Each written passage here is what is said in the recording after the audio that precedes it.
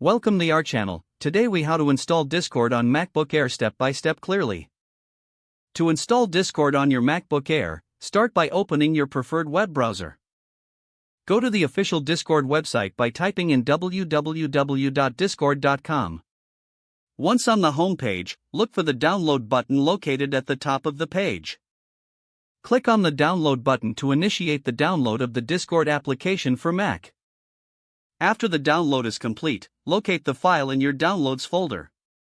The downloaded file will usually be named discord.dmg. Double-click on the discord.dmg file to open it.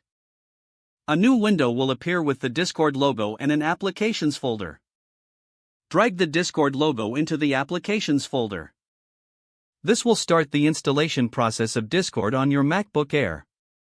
Once the copying is complete, close the window and go to your Applications folder.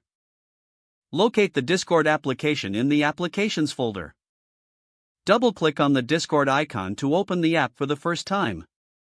You may see a security warning stating that Discord was downloaded from the internet. Click Open to proceed. Once Discord launches, you will be prompted to log in or create a new account. Follow the on-screen instructions to set up your account. Congratulations, you have successfully installed Discord on your MacBook Air. You can now start using Discord to connect with friends and communities.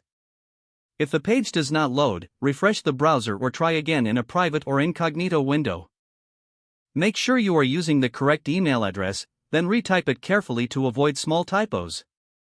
If your password is not accepted, use the reset option and create a new strong password you can remember. Check your spam folder for verification or security emails, then complete any requested confirmation steps.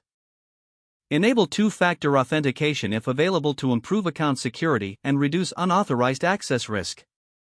After signing in, review your profile details so your contact information and settings are accurate and current. If you see an error message, note it down and try again after restarting your device and internet connection. Log out when you finish, especially on shared devices, to keep your account and payment information secure.